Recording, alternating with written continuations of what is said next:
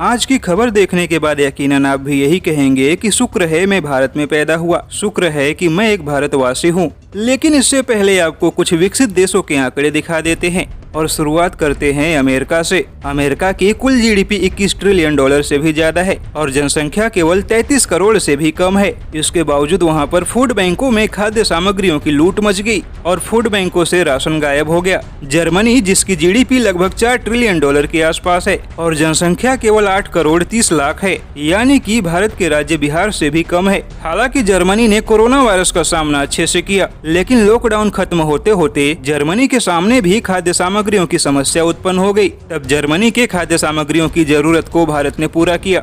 हमारे पड़ोसी देश चीन के सामने भी खाद्य सामग्रियों की समस्या उत्पन्न हो गई है, जिस वजह से चीन ने सी फूड यानी कि समुद्री भोजन पर अपनी निर्भरता बढ़ा दी है। हालांकि इस दौरान चीन को भारत ने किसी भी तरह के खाद्य सामग्रियों की सहायता नहीं दी, लेकिन मलेशिया, अफगानिस्तान, लेबनान, सऊदी अरब, ओमान के साथ कई सारे लैटिन अमेरिकी देशों को भी भारत ने लॉकडाउन के बीच खाद्य सामग्रियों का निर्यात किया, जिस वजह से भारत के विदेशी मुद्रा भंडार में भी अच्छा खासा इजाफा हुआ। लेकिन बात करें भारत की, तो जिसने केवल 3 ट्रिलियन डॉलर के साथ 135 करोड़ की जनता को संभालते हुए लॉकडाउन का नया रिकॉर्ड बना दिया और भारत की इस कामयाबी के पीछे देश के किसानों का सबसे बड़ा हाथ है। ऐसे में फ्रांस के शोधकर्ता पाब्लो सर्विग्ने ने भारत की प्रशंसा करते हुए दुनिया को खाद्य सुरक्षा के प्रति सतर्क रहने की चेतावनी दी है। उन्होंने कहा है कि दुनिया को भारत और नीदरलैंड से सीखने की जरूरत है, क्योंकि अमेरिका, कनाडा, रूस और ब्राजील जैसे देशों के पास अपनी जनसंख्या की जरूरत से कहीं ज्यादा जमीन है और खेती करने के लिए अत्याधुनिक मशीनें भी मौजूद हैं। इसके बावजूद यह सारे देश वैश्विक संकट के बीच दुनिया को खाद्य सुरक्षा की गारंटी नहीं दे पाए,